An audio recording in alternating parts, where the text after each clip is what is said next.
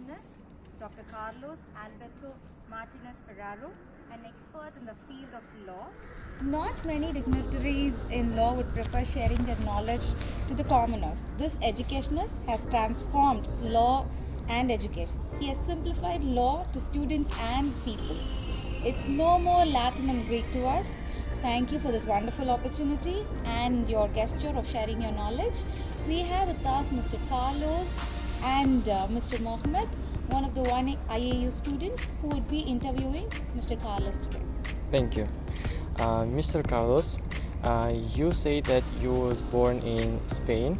Can you a little bit inform about your hometown and give some information about your hometown and your childhood? Right. My hometown is in the northwest of Spain. It's not far from Portugal. Okay. It's very small. It used to be a mining area. And then from there, I spent my childhood.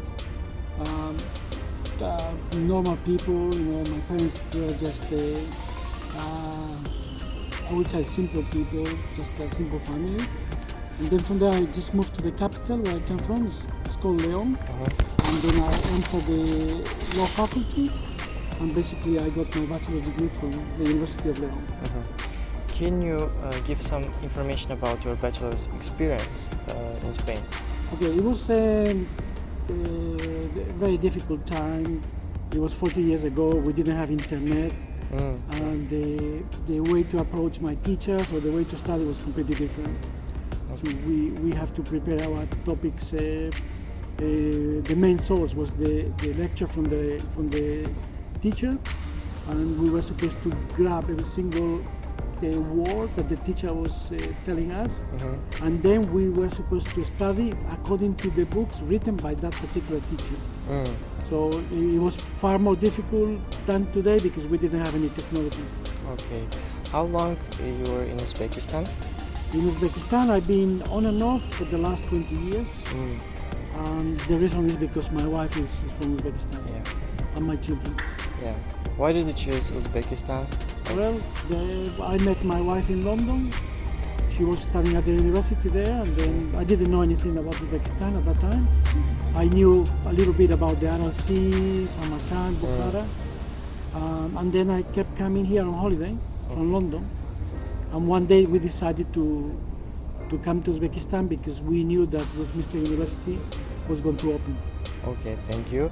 So we know that you already teach in Westminster University. So can you give some experience from Westminster University? All right, it's a great place, great institution. The quality of teaching both local and foreign teachers is excellent. The level of students is very good. Before, the difference was quite huge comparing with other universities. Now there are more foreign universities in Uzbekistan, and even the local universities are improving a lot. So we cannot talk about Westminster only on its own. Now I could tell you now that the whole university system in Uzbekistan now in Tashkent, it's the quality is very, very good. Okay, thank you. And then you moved into the MDIS. So can you give some little bit experience from that? Yeah, MDIS is also a great place. The system is different. The teacher is not in control of the module like in Westminster. The teacher creates the assessment, the exams. The teacher is marking the exams. And MDIS is completely different. We were depending on our tutor from Singapore and the sponsors from universities from the UK, but it's also an excellent university. Okay. How long have you participated law? Well, I've been a lawyer all my life, I could say. I started teaching when I moved to Uzbekistan in Westminster University. Westminster was looking for a specialist in constitutional law at that time, and that was my first job. Later on, I took over the two different modules. One was European Union law, because I have a master's in European Union law. and also alternative dispute resolution. Alternative dispute resolution is a module which I'm going to be teaching here in the second semester. So, as we know, law is the most difficult subject. So, was it difficult to you to have a PhD degree in law? Well, I'm still working on my PhD. Right? Okay. I'm still a candidate. Okay. It wasn't difficult because I love law. And for me, it's been always a pleasure to do some research, legal research, and to try to find legal solutions for different topics, especially when I was in Spain. Okay. You say that you was in court 2 times. So can you give some information about that for our followers? All right. Yeah, I was in court twice. The first time, I was 18. I was cycling through Kensington Gardens. It was prohibited. I was taken to court for doing that, but I didn't know at the time that it was prohibited, and I also didn't know that just for cycling through the park, someone was going to take me to court. Okay. So it was at the beginning it was a painful experience, but thanks to that experience, I understood the common law legal system, the implications of the judge resolving cases according to the needs of society. The second time, I was just a witness of a fight between 2 women, and it was a bit complicated for me because I never saw 2 women fighting in my life, and I also understood how precise the Uzbek judge can be in resolving a particular problem. Right? Do you have experience in court like lawyer? Okay. I've never been standing up in court defending someone, because a good lawyer is the one who can prevent a client from standing up in court. So I never reached that point. So I've been giving legal advice to prevent people from going to court.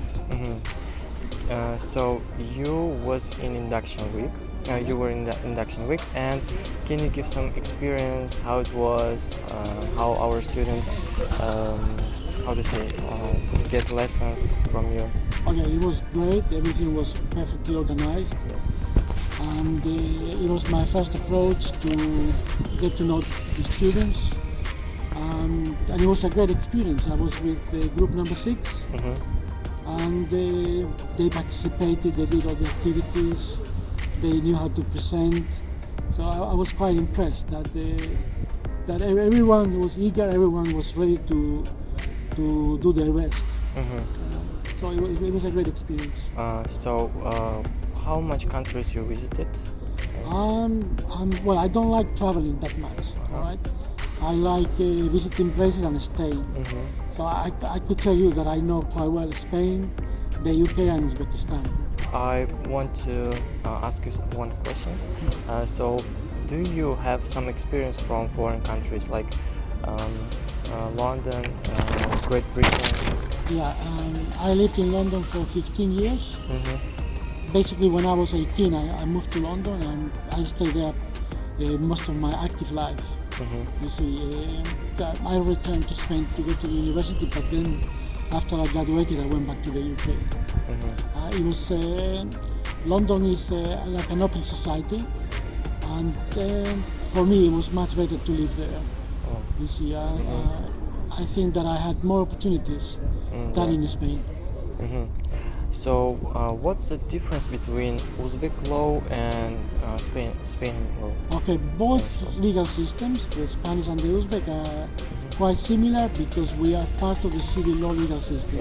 Meaning that in both countries we have a constitution, which is the supreme law of the country, and then the law is created in parliament or through presidential decrees. So the similarities are quite substantial. The difference are just the different traditions we have. In your constitution, for example, you are contemplating the situation of Karakkal, Pakistan, Article 70 to 75. And in Spain, we cover our 17 different communities. Both countries are very liberal in terms of the economy, and in both countries we are neutral in terms of religion. Article 61 of the Uzbek Constitution. Okay, in your opinion, what we should change in Uzbek law? Okay, you don't have to change anything. You have the base of a new developing country. You have a very good constitution, which is still alive.